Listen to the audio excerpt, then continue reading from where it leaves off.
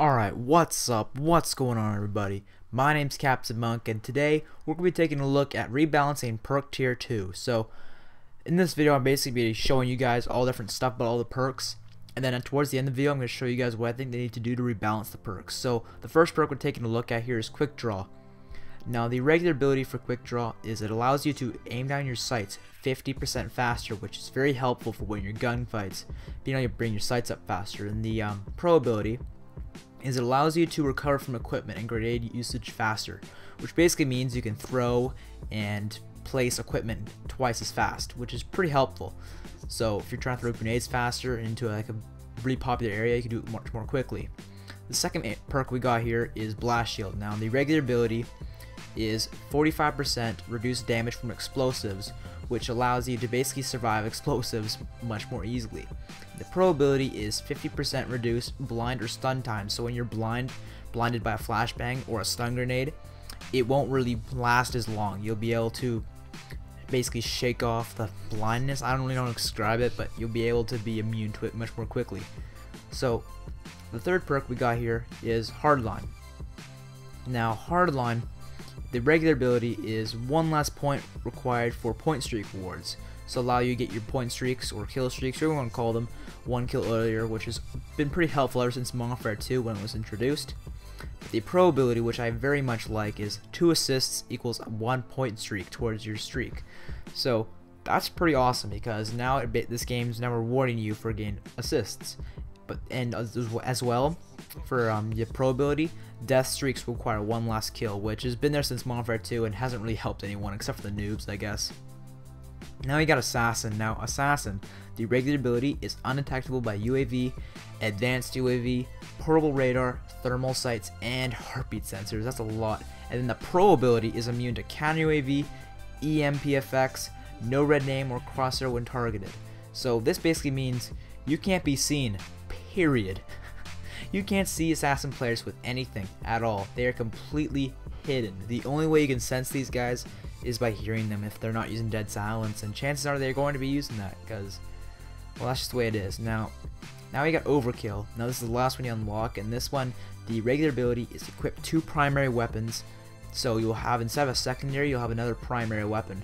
And the pro ability will allow you to put attachment on this, because when you first get that secondary weapon that's unprimary, if that makes sense, you can't attach anything to it. I don't know if you can put a proficiency on it yet. I haven't used Overkill yet, believe it or not, but once you get pro, you can put a proficiency and a camouflage on it. Now you can kind of see here where I put a check mark and where I have it, and this is basically my way of describing which ones I think are balanced and are fine the way they are. Now the X may mean it's underpowered or overpowered. Now Assassin is clearly overpowered, I think we can all agree upon that, but Blast Shield's underpowered. So what I think they should do to fix that is the regular ability should reduce explosive damage by 75%, not 45%, because that would basically make it identical to Black Ops and Blast Shield, or Flak Jacket in Black Ops was just fine like that, where it was 75%, not 45%. 45% isn't enough, so I think they should bump it up to 75%. That encourage people to use it a bit more. And the pro ability, I think they should change that to 90%, which basically a flashbang or stun grenade lasts 10 seconds if you're hit directly. So that would reduce it to 1 second flash or stun time, which would be a lot more balanced in my opinion. So you can kind of see that would kind of balance it out and make it so that that perk would be much more used compared to the other ones, and just make it balanced. The next one we got here is Assassin. Now I think the regular ability should just be simply undetectable by UAV. Now at first that may look like I'm just completely removing everything, but now the pro ability is no red name or crosshair when targeted as before, and I've also added in the invisible to portable radar, thermal sights, and heartbeat sensors. But you'll notice I removed the advanced UAV. There needs to be a counter to the Assassin perk, and you know, in my previous video I talked about recon. So if people aren't using recon, they could use the what's it called, the support streaks, and they can get an advanced UAV, and that would help them see the assassin players, because at this point advanced UAV is no different than a regular UAV. All it gives you is the direction, and it's an extra 8 kills. It's not worth it in the least, so they need to give it some sort of advantage in my opinion.